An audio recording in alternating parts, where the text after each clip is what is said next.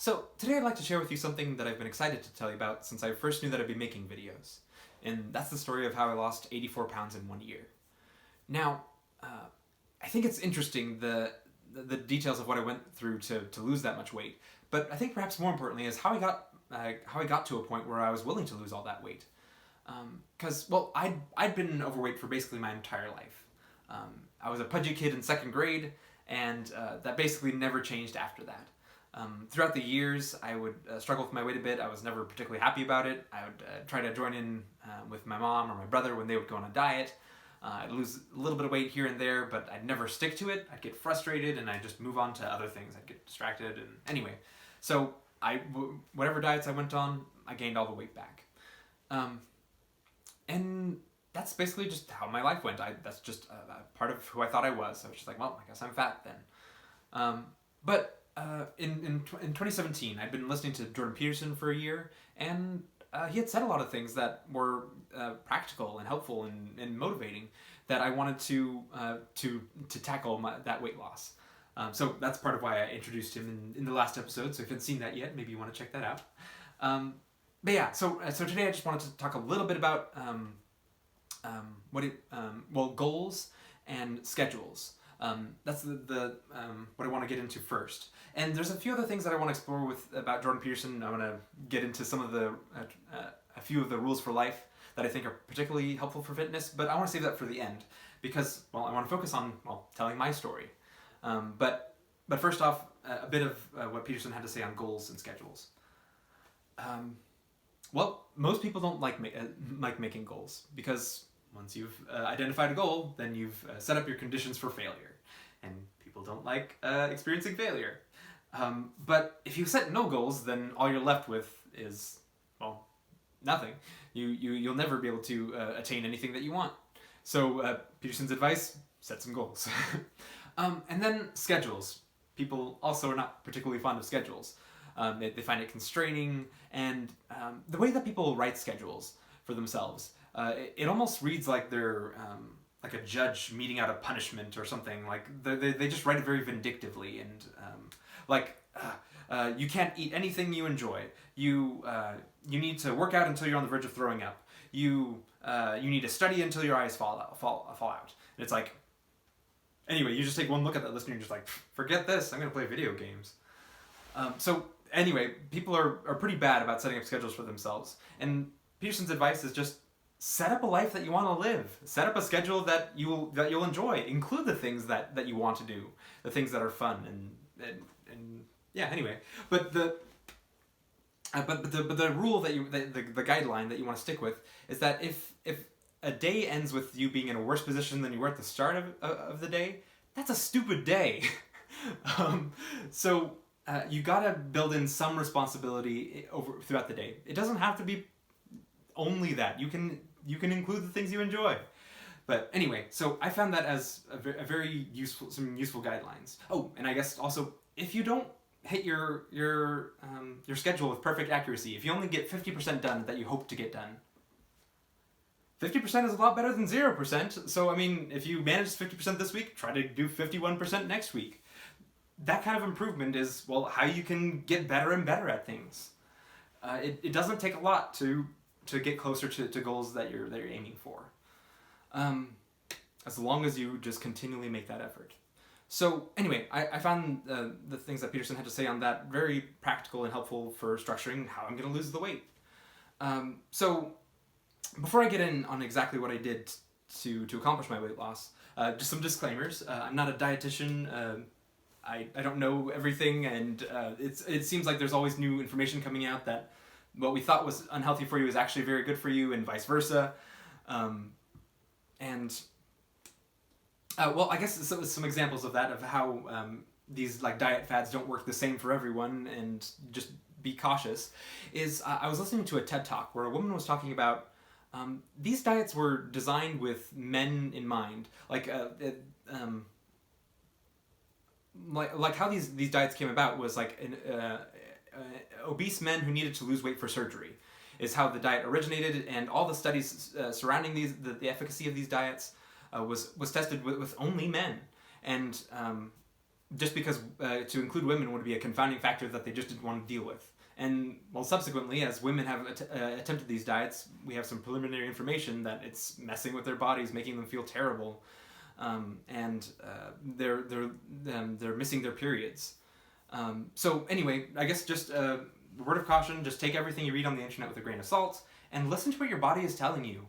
In my experience in losing weight and exercising, I was never in excruciating pain.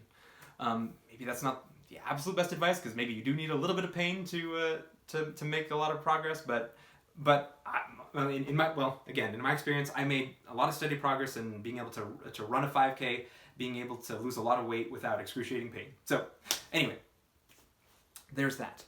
So I guess the two pillars of my weight loss were centered around taking some lessons from intermittent fasting and taking some lessons from keto. I was not very good at sticking to either of those strictly, but I'll share what I did. So the idea of intermittent fasting is, well, the most common version of it is to fast for 16 hours and have a window of eating of 8 hours. And fasting means the only thing you can drink is water. You can't drink tea because you metabolize tea. And the theory is that it's unnatural for the human body to always be consuming calories. Historically, that's not how humans live their life. There'd be periods, sometimes religious reasons why people would fast, but also just, like if you're a hunter-gatherer and you're out on a hunt, you're not eating constantly.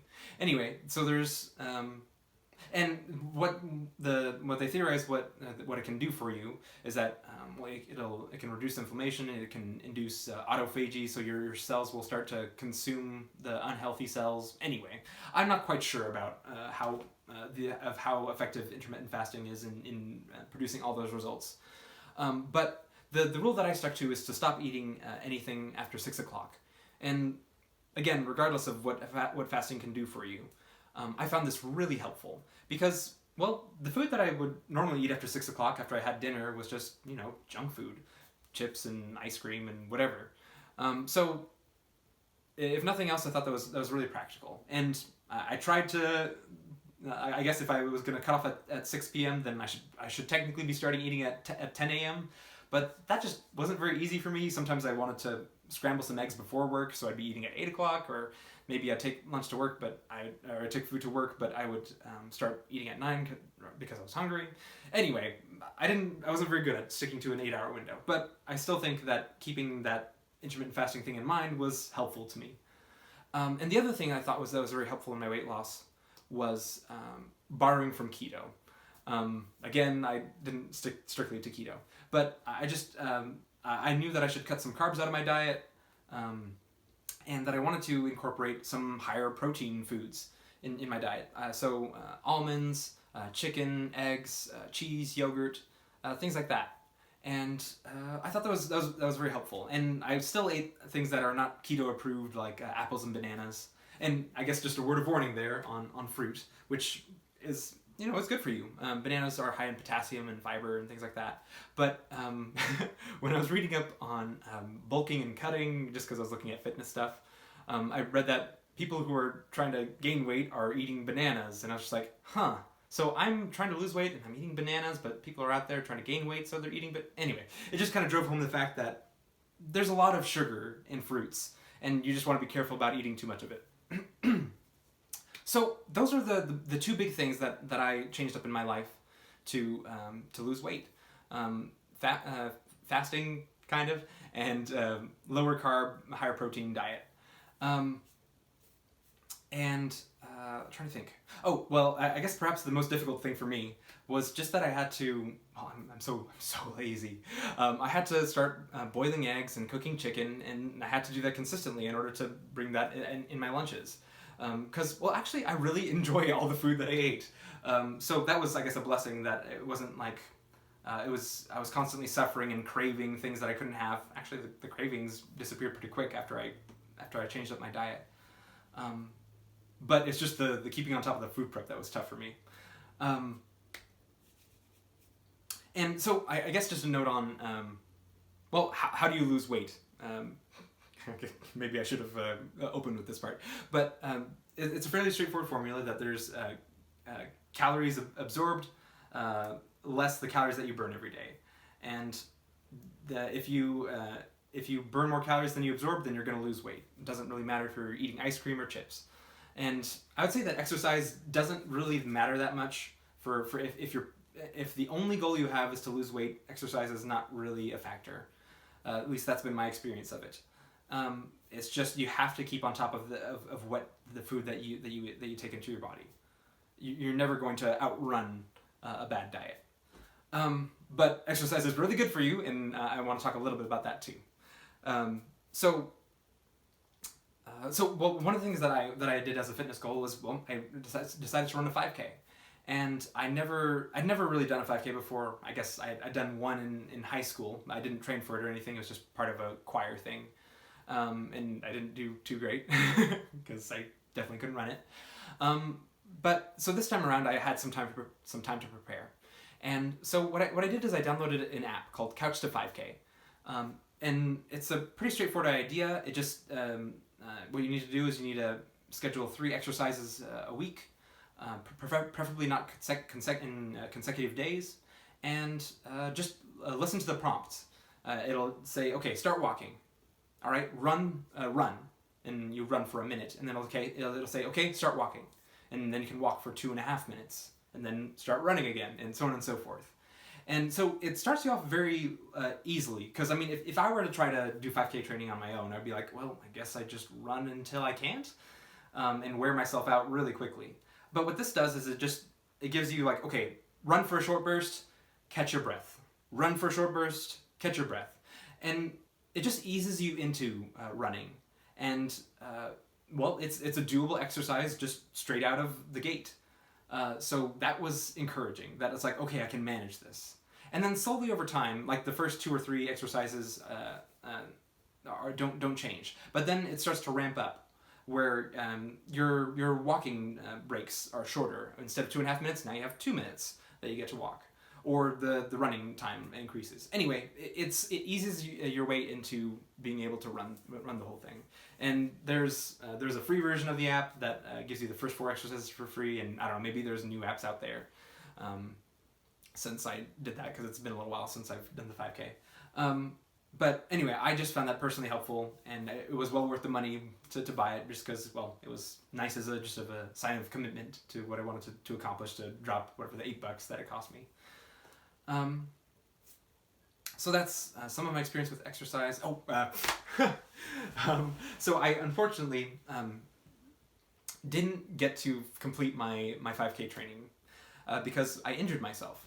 I had strained my foot when I was at the beach, and then later, I think that same week, I stepped on a rock while I was doing some 5K training, and it just messed up my foot, and I was off my training for a few weeks. And that was frustrating because, well, yeah, I wasn't ready in time for the 5K.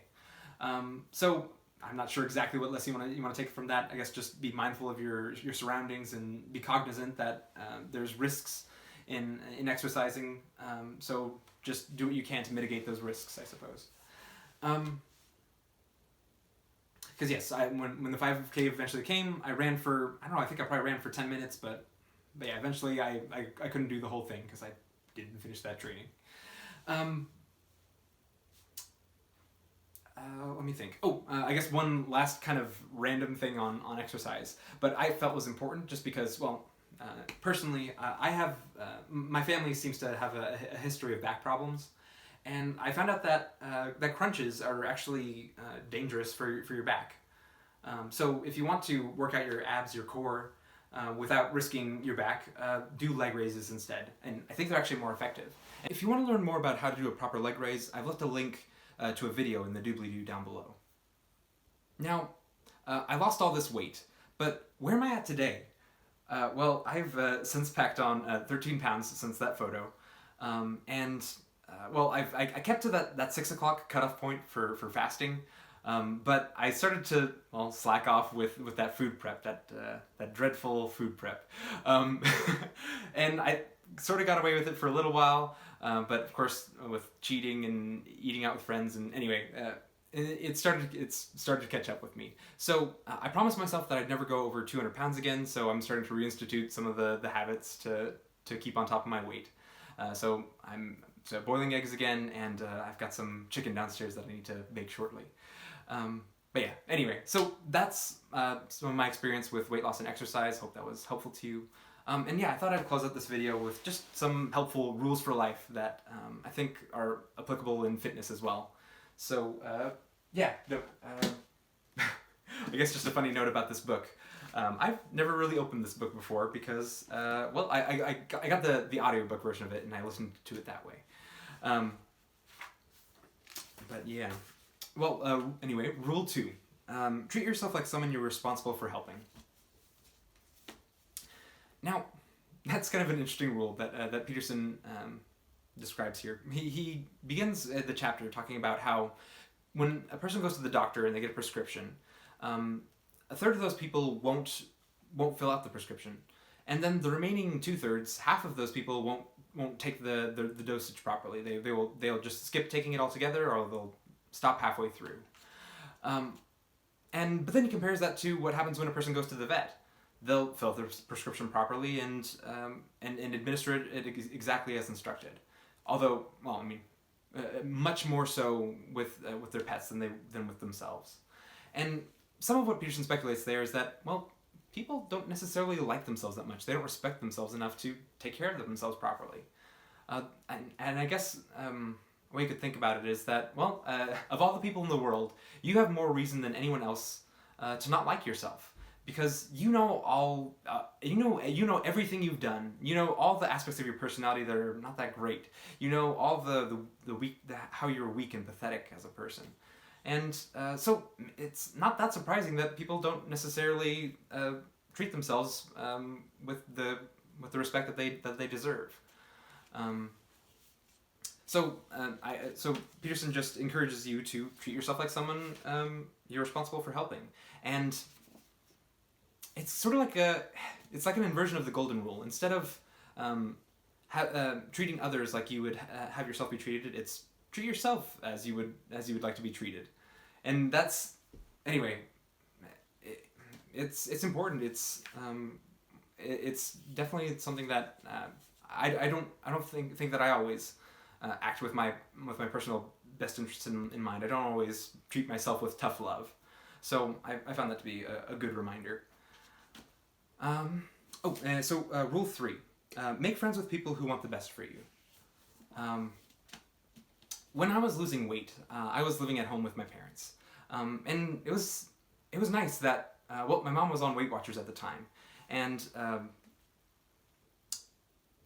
so I could come home to a nice home cooked meal, and I didn't have to worry about there being ice cream in the house or whatever. There was just I wasn't undermined by anything that was happening in the house. So that was just really nice that I could count on that throughout the whole process. And most of my other friends were fairly indifferent to me trying to lose weight, but I think that's fine because it's more of a personal thing.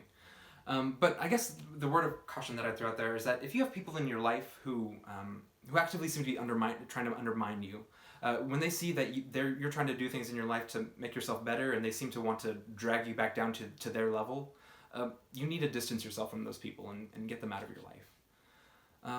Trying to think. Well, rule 4. Compare yourself to who you were yesterday, not to who someone else is today. I found this really practical for exercise because, well, I'm no athlete, and I look out and see people who can just do incredible things with their body, and I'm just like, man, I'm never going to be that good. But that's a foolish comparison to make because, well, you're not that person, and well, you have no idea where they came from. They had to start from somewhere small and steadily build themselves up. So it's a lot better to just, well, work hard today and then the next day just note how you're progressing. Like with that 5K app that I had. I used to, I would run for 1 minute, but then by the end of a few weeks, I was able to run for 5 minutes, and it was just like, wow, before I couldn't do this, and so yeah, just to be able to note the own progress that you make, and that's the better comparison to make, a lot more useful. So anyway, those are some of the things, some rules for life that I thought were applicable here for fitness, so I thought I'd toss them in here. So I hope this video was helpful to you, and yeah, no, if you have some stories to tell about some goals that you've had in your life and how you were able to make progress towards them, if you have anything else that you'd like to share, and if you enjoyed this video, I just hope you'd comment something down below, and maybe like or subscribe, share. Anyway, thanks for watching. I hope you'll tune in next time.